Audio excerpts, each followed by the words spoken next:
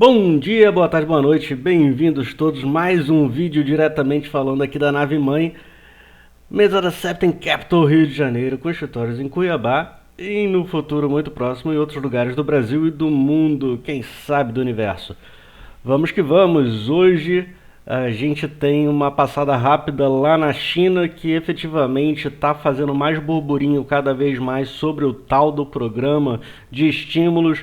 Soltaram uma série de comunicados e tudo mais. Resultado: minério subiu hoje lá em Dalian, subiu em Singapura. As bolsas locais lá da China subiram bem, principalmente as empreiteiras, aquelas que estão quebradas e não vão deixar de quebrar, inclusive como a Evergrande e a Countrywide. Mas é importante essa visão do governo chinês de estimular a economia, de tentar fazer a roda rodar, porque hoje a situação econômica na China tem uma questão de depressão relevante, então é importante realmente essa coisa acontecer. Tá? No mundo, a gente está com o VIX cedendo um pouco, ou seja, a percepção de risco do mundo está mais calma. Tá? Mas notem que ele ainda não está nos fundos dos fundos. Petróleo cede mais quase 1%, vem entregando. Ele está com uma carinha de que ele vai vir aqui para os $81 num futuro não muito distante. Os títulos americanos cedem fortemente hoje, esse é o de 30 anos. E o que leva isso, leva essa tranquilidade? Bem, a tranquilidade vem da questão da guerra, está mais ou menos sob controle, digamos assim. O status quo de ontem está mantido para hoje por enquanto. Não que isso seja uma coisa boa, mas está mantido por enquanto. E os dados econômicos estão saindo. Nada muito legal, mas nada desesperador. O CPI, né, a inflação de consumidor da Alemanha, veio mais baixa do que a anterior, dentro da expectativa. Coisas ruins foram menos piores, como a encomenda de ferramentas e equipamentos do Japão, que caiu menos do que tinha caído da última vez. As taxas de hipotecas médias da semana, isso aqui é a média da semana, seguem em alta. Atividade dando respiros, é muito comum depois de uma contração grande numa semana, um respirinho na outra. Foi muito pequeno respiro, mostra mais uma vez a sequência de fragilidade do mercado imobiliário americano, que está se agravando. Vi comentários, eu acompanho muita coisa no Twitter de vários players importantes e vários comentários do pessoal falando: pô, fiz uma reunião ontem com um builder, com um construtor grande em Dallas, e o cara falou que parece que a região de Dallas bateu no muro. É o que eu vinha falando, bateu no muro. Estamos chegando na segunda dezena de outubro, estamos chegando lá. Aqui no Brasil a gente tem o IPCA saindo daqui a pouquinho, daqui a 12 minutos. E depois o PPI, né, o índice de preços ao atacado nos Estados Unidos. De resto, nada muito relevante. Tá? A gente tem a perspectiva energética da IEA e tem a ata do FONC. A ata do FOMC vai dizer pra gente um pouco do que o Fed está esperando. É extremamente improvável que traga novidades. Eu acho que ele vai esclarecer o que os caras estavam pensando à época. A grande relevância dessa ata, e isso vai ser muito importante em comparação com o que os diretores do Fed têm falado nas últimas semanas, o que eles estavam vendo e o que eles estão falando agora. Por quê?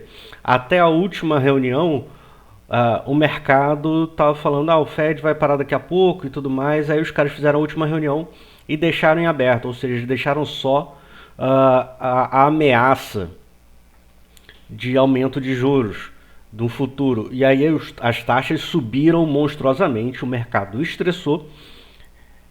E aí veio na semana passada e agora, cada dia mais, o pessoal falando meio que bem, né, dessa alta, falando que Essa alta já fez o trabalho, a alta dos títulos já fez uma parte do trabalho do Fed, as condições seguem seguras, tranquilas e tudo mais, mas isso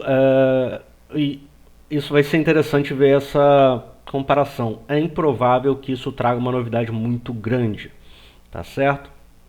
Embora seja muito importante, é improvável que traga uma novidade muito grande.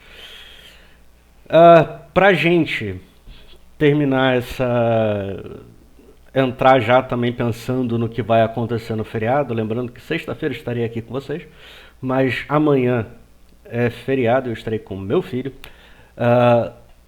A gente tem amanhã uma coisa muito importante, que é o CPI. A gente tem a base monetária na China, isso eu quero ver, vou ver com uma lupa.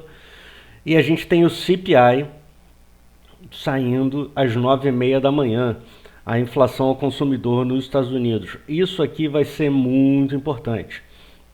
Pessoal olhando, pensando em 0,36, o mercado como um todo, não devemos ter muita diferença disso. Hoje o risco está meio pelo contrário, a gente está observando tanto desconto, tanto peso negativo nos preços dos carros e no preço de imóveis e de aluguéis, que a gente pode começar a ver isso aqui vir negativo, né? Então, hoje, o que deixa a gente preocupado é isso aqui vir mais fraco.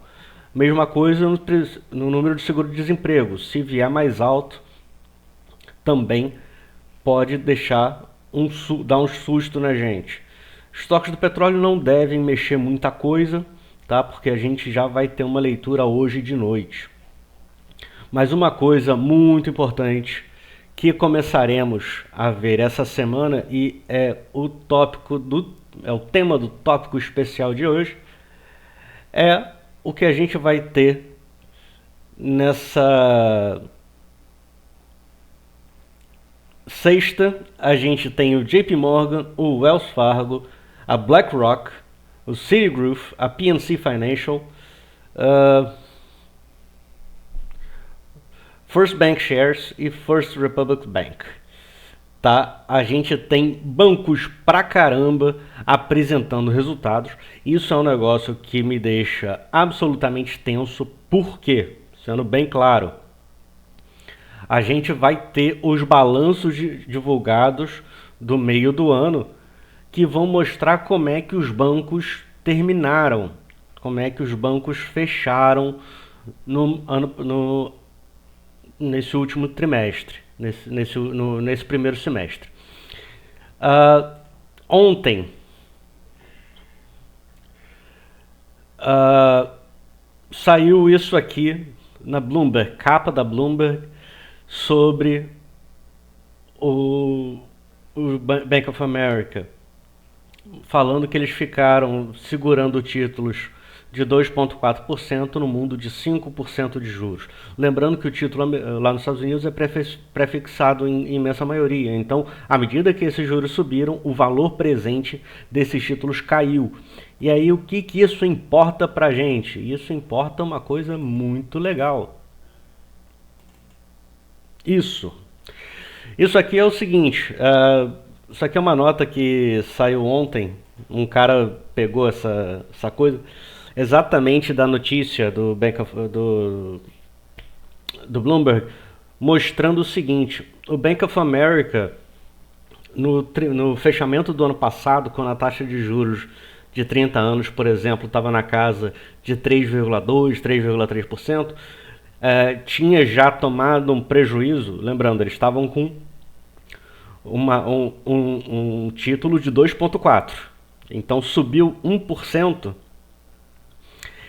Esse 1% precificou errado, precificou para baixo os títulos do Bank of America em 111 bilhões de dólares.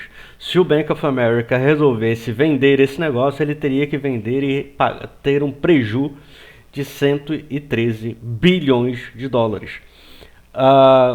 Adicionalmente, a gente tem que ver que os juros aumentou, né?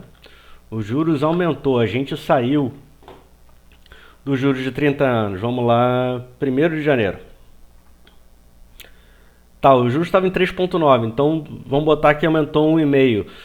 Foi bater depois aqui, fechamento, 4. Hoje tá 5. Se o Bank of America abrir os números, ele pode ter que mostrar alguma coisa muito próxima a 180, de 180 a 200 bilhões de dólares em perdas não realizadas nos bancos. E isso é um problema que está afetando a totalidade dos bancos, tá? Foi por isso, foi por não ter marcado direito e por ter tomado muito saque e por ter que vender esses títulos que, por exemplo, o SVB Bank, aquele Silver Valley Bank, quebrou e os outros bancos lá também quebraram, tá? Então, é isso. Agora a ideia do o que a S&P está botando agora para o 4º trimestre, está falando o seguinte: olha, a resiliência que estava acontecendo está sob pressão, né?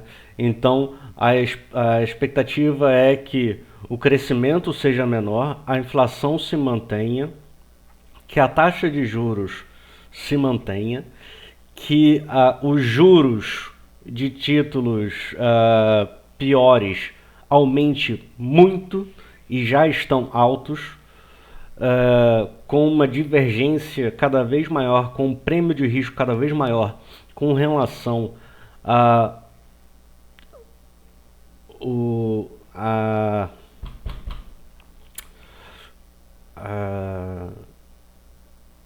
aos títulos americanos, peço perdão pela afasia. E quando a gente olha para o título de crédito que a gente tem nos Estados Unidos vencendo, que são B- ou pior, a gente está falando de 1,2 trilhões de dólares que vencem até 60% disso vence até 2027. O grande problema é essa galera que está B ou lower, ou seja, B- ou menor do que isso, que é tipo junk mesmo, está pagando hoje 37,9%. Quando esse povo emitiu dívida, estava emitindo no máximo 7, 8%. Tá? Então, basicamente, isso aqui significa que a cada 2 anos e meio você dobra a sua dívida. Ou seja, os caras quebraram. Uma das coisas que tem assustado bastante o mercado é exatamente o resultado dos bancos.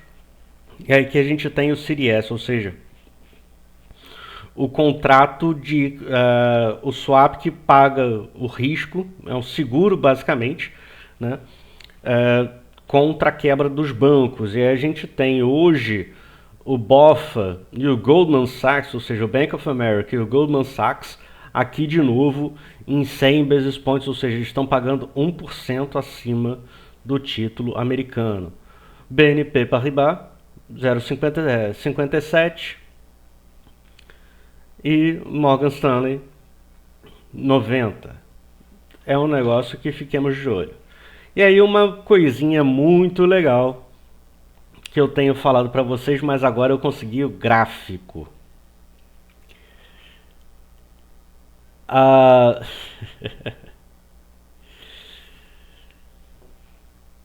Vamos lá.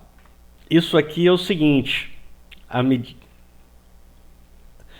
Isso aqui já estamos em 2023, a gente tem os resultados só do início do ano, mas o vermelho é a galera que tem prejuízo grande, o azul clarinho é que tem um prejuízo não tão grande, o cinza é que tem uma margem de lucro muito pequena e o azul acinzentado tem uma margem de lucro boa, maior do que 5%. Notem que a gente está falando de uma margem de lucro de 5%, ser very positive, ser bem positiva. Ou seja, os caras estão fumando um negocinho diferente. Mas vamos lá. O que eu venho dizendo, e aí é um bicho que é muito importante. 43% do mercado americano tem prejuízo. 50% do mercado tem prejuízo maior do que 5%. 50% quase do mercado americano tem prejuízo. E quase 60% do mercado americano tem prejuízo grande, médio ou só respira. Ou seja, a bolsa americana, 60% do mercado americano, do Russell 2000, pode aí botar até o Russell 3000. A gente está falando que essas empresas são empresas zumbi. Agora, com a alta de juros, essas empresas não se pagam. Tá? E aí a gente pega, inclusive, o quanto dessas empresas fazem receita. Aqui a gente está... Isso aqui é percentual de empresas que tem prejuízo. Aqui é das empresas que têm prejuízo grande, qual o tamanho da receita? Pífio, 4,5%. Soma de negativo com muito negativo não chega a 10%. Ou seja, a gente tem um pedaço grande do mercado fazendo uma receita muito pequena. Só tragicômico cenário de bolha. E aí uma das coisas que tá batendo recorde aí, bateu o recorde da série histórica, nunca antes na história do mundo, nos Estados Unidos. Tivemos cartões de crédito cobrando um juros tão grande. Lembrando, isso aqui é basicamente o rotativo, tá? O americano não tem o parcelado sem juros. Então tudo que ele parcela no cartão de crédito entra aqui nessa taxa de juros. E se ele for rolar a dívida, entra aqui também. Isso para o americano é extorsivo. Isso é por ano, tá? Só para a gente se sentir mal um pouco. Mas 21,19% por ano para o americano é extorsivo, é proibitivo e é o maior nível desde sempre. Isso vem daquilo que eu mostrei ontem, que as condições de crédito estão mais restritas, a gente está aumentando o nível de calotes e o consumidor médio está perdendo capacidade de compra. Tá certo? Então esses eram os tópicos que eu queria mostrar para vocês hoje. Vamos ficar de olhos muito abertos. Durante o feriado eu estarei aqui. Quando não estiver aqui, estarei em casa, mas acompanhando com meu filho, mas também acompanhando a vida como ela é. E falarei bastante nesses próximos dias, porque teremos resultados muito importantes. As expectativas dos balanços estão boas. E esse é o problema. Tá? Então, aqui a gente está falando da receita e do lucro por ação. Então, a gente espera coisas muito positivas e lucros relativamente altos. Notem que, tirando o First Republic Bank, no geral a galera está esperando lucro. Isso me bota com uns 5 pés atrás. Beleza? Mas vamos que o dia hoje promete. Temos o IPCA que, se bobear, já saiu, de tanto que eu estou falando. Será?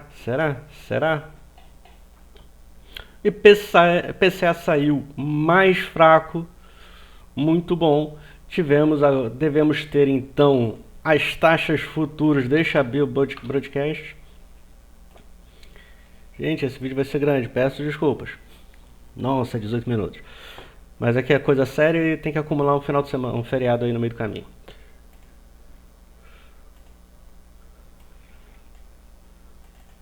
Índice futuro subindo, dólar caindo, DIs fechando bem. Muito bom. Vamos que vamos, gente. O dia promete. Abraços.